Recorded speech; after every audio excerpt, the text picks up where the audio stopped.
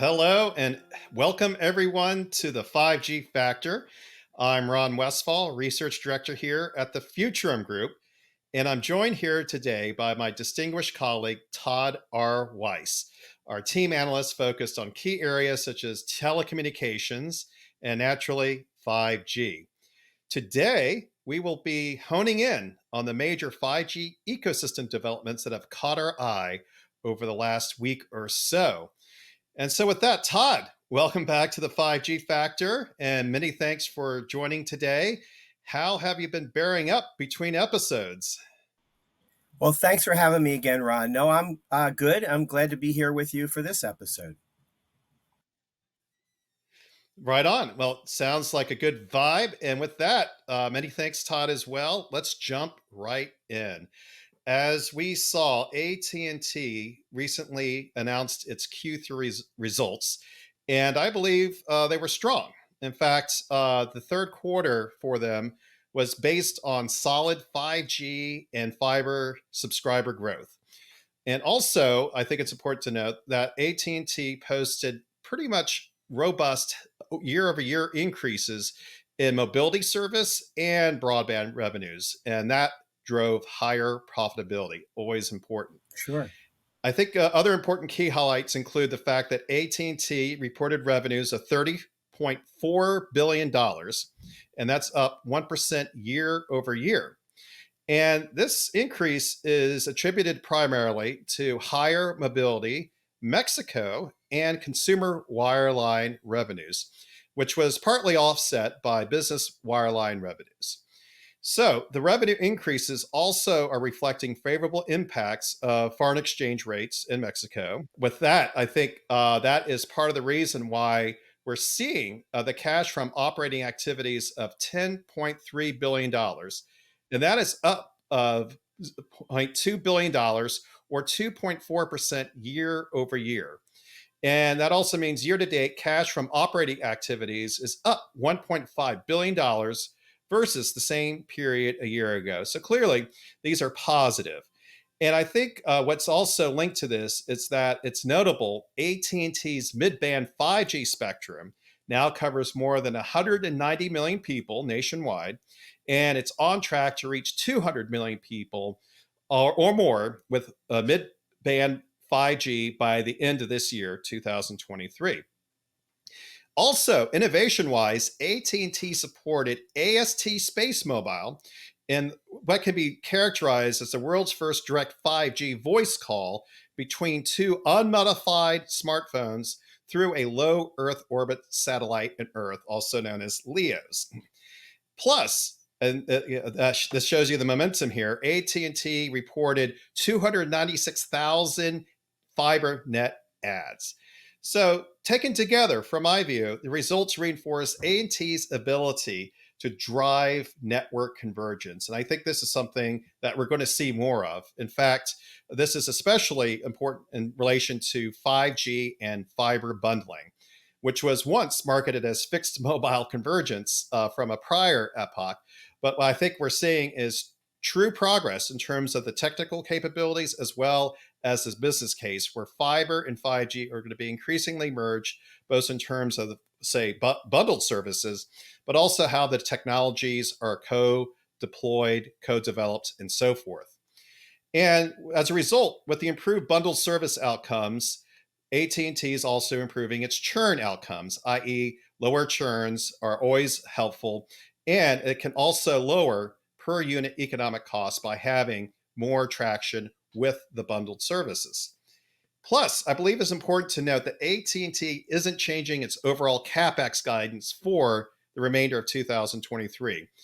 And this is suggesting spending will rise in the final months of the year, although AT&T is positioning itself to slow spending after the heavy investments in 5G during the 2022 and 2023 timeframe.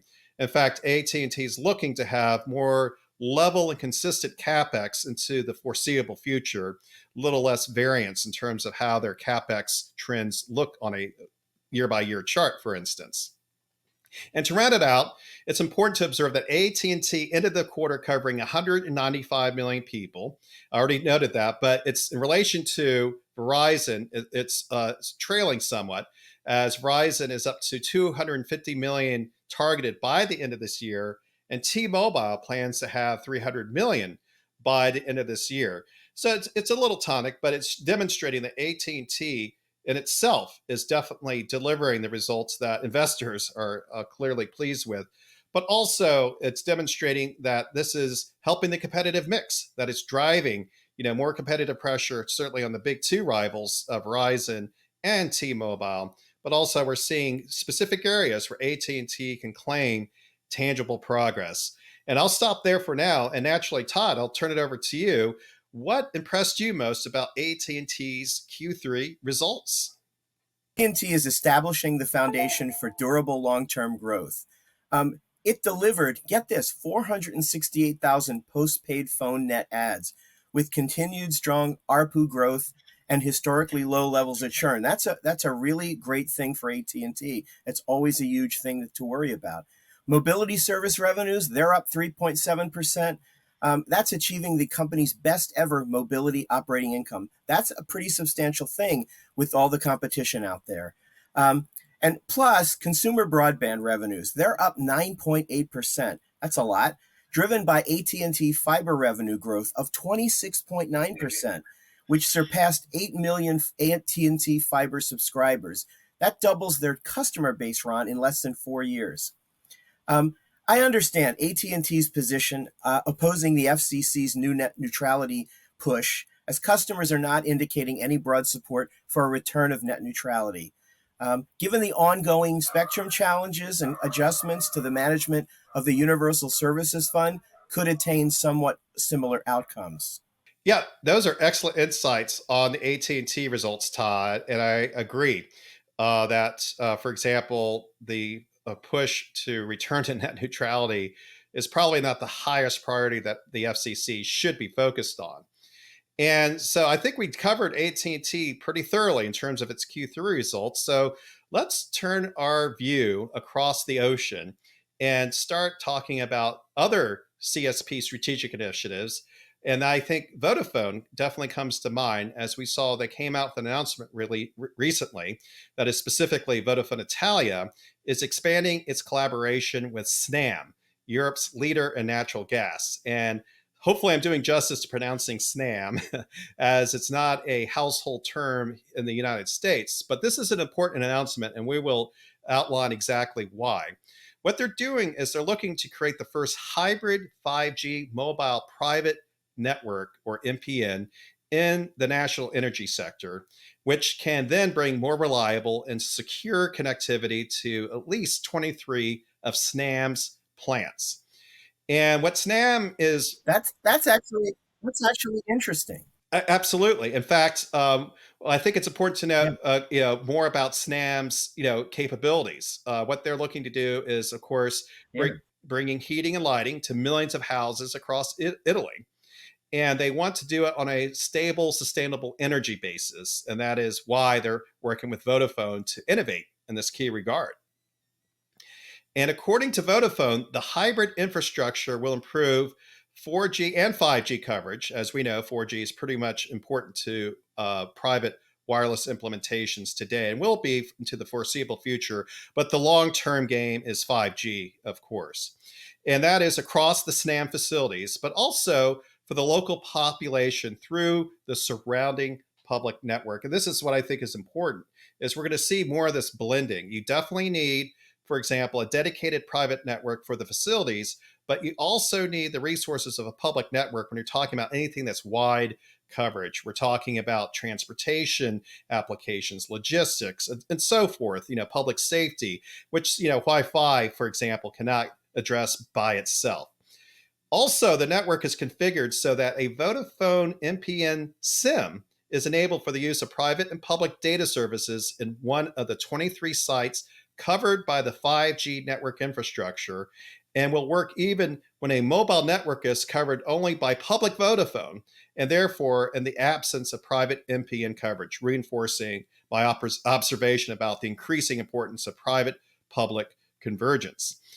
Energy naturally is key to the growing is a key growing vertical for CSPs such as Vodafone.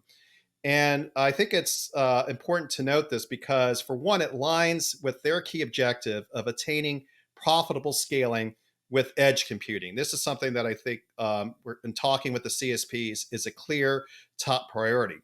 Plus, according to the GSM, 85% of telcos consider sustainability, clearly an energy priority and imperative, as their number one priority. And I see improving the energy metrics, for example, of base stations is key to advancing 5G standalone deployment. So this is all tying in together. It's not just, okay, here's a vertical that the operators need to emphasize, but also it's key to their own operations, key to fulfilling their own sustainability goals. The more energy partnerships they have, I think the more long-term the outcomes will be positive for them to improve their own energy efficiencies. And I know we'll talk about this more, how, for example, they can get into supercapacitor technology to, for example, get into the energy arbitrage arena, where it's, I think, well suited for them because, as we know, both operator networks and energy networks tend to overlap significantly. And so I think we're going to see more partnerships in this key way. And so with that, Todd, what is your take on this alliance between Vodafone and Snam expanding?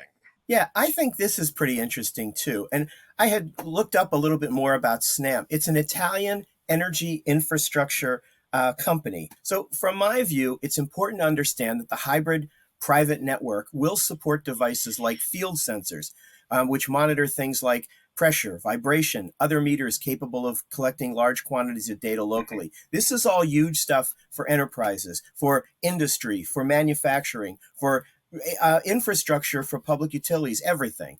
This data then can be sent to a control panel, and monitored and changed, and do whatever the controllers need to do. Other anticipated applications include remote diagnostics, which is always huge, and monitoring of systems, augmented reality and virtual reality solutions for technician training, and several for security. All those things, again, the promise of these brilliant breakthroughs with 5G are all going to make a difference on all of these things, plus many more. That's where these things come from. So, yeah, it's quite interesting stuff to watch. And as such, this alliance is combining, like I said, the benefits of public 5G and private 5G that can guarantee high levels of performance, availability, and reliability that will enable advanced solutions like drones, IoT, augmented reality, and AI. Again, all things that will be gained by enterprises and industrial plants, etc. So to me, the alliance shows that Vodafone's 5G network infrastructure is essential to delivering the ultra-broadband, low-latency security and the ability to collect an extraordinary amount of data across the Snam energy network footprint. And that's only going to become more and more important in the future. I really think that this is going to be another one of those things where it starts out small and it becomes something that we cannot even imagine right now how important it will be. It's a hot topic, definitely. And we touched on it. For example, it's like, okay, the operators are a bit slow in jumping in on the private wireless market opportunity. Well, this is showing that this is less of a perception issue, that clearly the operators do have the capabilities and the resources to play more directly in a specific vertical such as energy, where, again, we think there are going to be increasing synergies, and this will help drive the innovation. Plus, we still hear debates about, well, why private 5G when LTE and Wi-Fi can address many of these issues. Well, I think this use case, this specific example, drives through why you need private 5G specifically, because it's the only technology that can meet those ultra low latency demands, the consistent bandwidth performance, et cetera. I mean, these are all built into only 5G. And this is something that I think will help spur, more consideration of 5G by the enterprises out there, certainly in the energy sector. And on that positive note, in terms of, okay, why private 5G and what are the verticals that operators can play more in, let's return back to Q3 results, and where we started off with AT&T. And we know that T-Mobile came out with its Q3 results for 2023.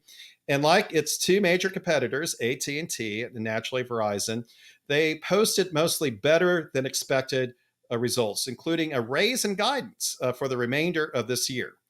And as such, I see that T-Mobile results are indicating improving market position across the big three U.S. operators, at least, certainly from a financial perspective, but other key metrics that we'll touch on.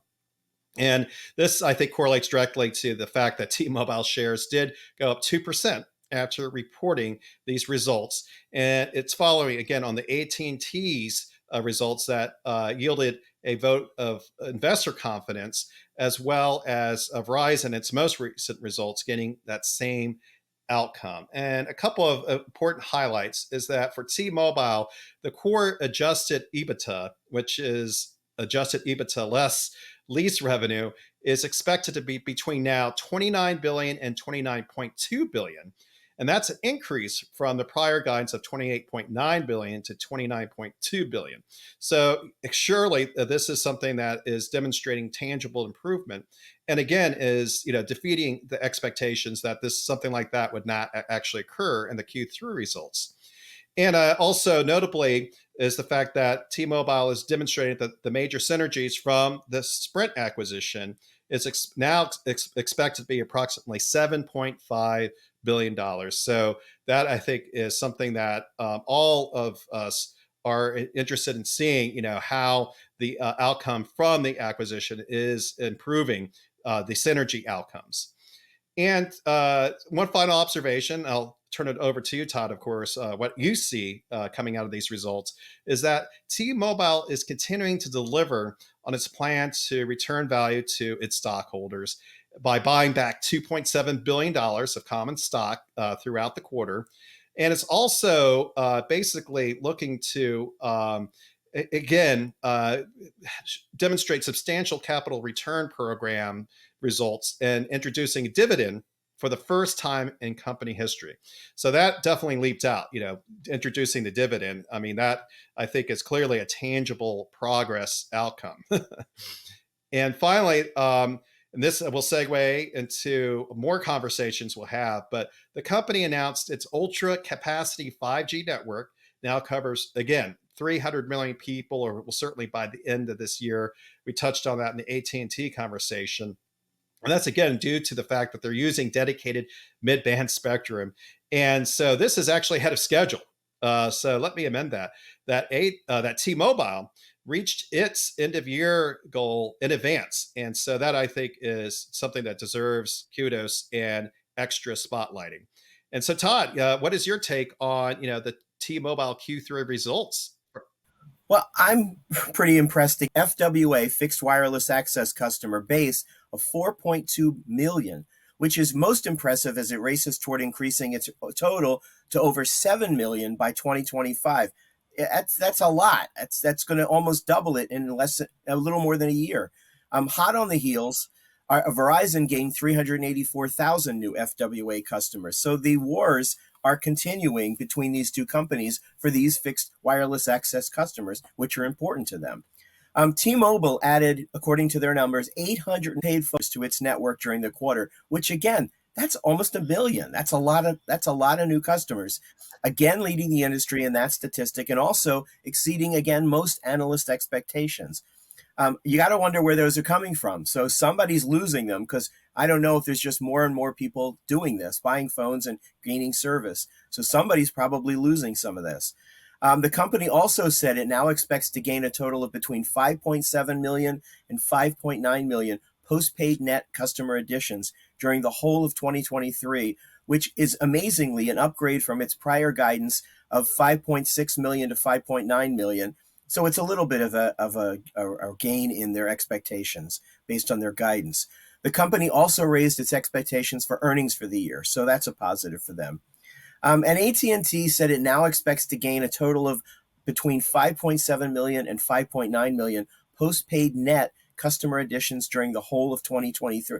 I'm sorry, this graph is repeated, so we'll just cut that. Not a problem. Yes, and those I think are very important takeaways, Todd. I think that definitely sharpens the fact that not only is T-Mobile showing improved results, but also maintaining a great deal of momentum. And that I think has come out with also the AT&T Q3 results. So this is running against some of the gloom and doom that's out there because of the capex issues that we touched on, the fact that the major U.S. operators, but also in other parts of the world, are dialing back, or are at least not looking to expand capex significantly in 2024. But in the meantime, I think this is going to provide runway for them to make better use case examples, to better understand their assets and make progress in terms of, say, 5G SA implementations and so forth. So, as a whole, at least we're seeing the big three US operators demonstrating to the street that, hey, we are definitely, making tangible 5G progress, and it's linked directly to our other initiatives, such as fiber builds, fiber partnerships, and so forth. And so this is something that I think we can basically wrap up on a somewhat positive note, that this is demonstrating that the 5G game is very much in play, and there's a great deal of progress ahead of us. What I see, and this is where we really can see the evidence, the extra expenses, the extra capex expenses that these companies have to spend. I think I'm seeing it's worth it to them when customers can see the benefits. Customers can see the new services that will transform the use of 5G for their businesses, for their people, for everyone. If there's advancements that can make a substantial improvement and change to business and consumers, then I think these operators are going to find it is worth those investments to stand alone, to stand in front of competitors, and to bring in that extra business, because you don't make money unless you spend money. It's always been the way it is. So I think that's a substantial thing. And as long as they can show results and show how people, users, enterprises will gain features and performance, that will be the key. They've got to do that. Right on. Yeah. And I think that aligns with our observations about progress with 5G standalone implementations, and also, again, creating more compelling bundles and so forth. And I agree wholeheartedly. And so we'll anticipate that they can maintain this focus and this ongoing ability to diversify their revenue streams and demonstrate value, and thus warrant some of the positive indicators embedded in their financial results. And so, with that, that's a wrap for today's 5G Factor. Thank you, everyone, for joining us. And thank you, Todd, again, for sharing your insights and thoughts on what's going on in the 5G world. Thanks for having me, Ron. I always appreciate being with you here. You bet. I'm looking forward to our next conversation on the 5G Factor. And with that, everyone, have a great 5G day. Don't forget to tune in. Good day.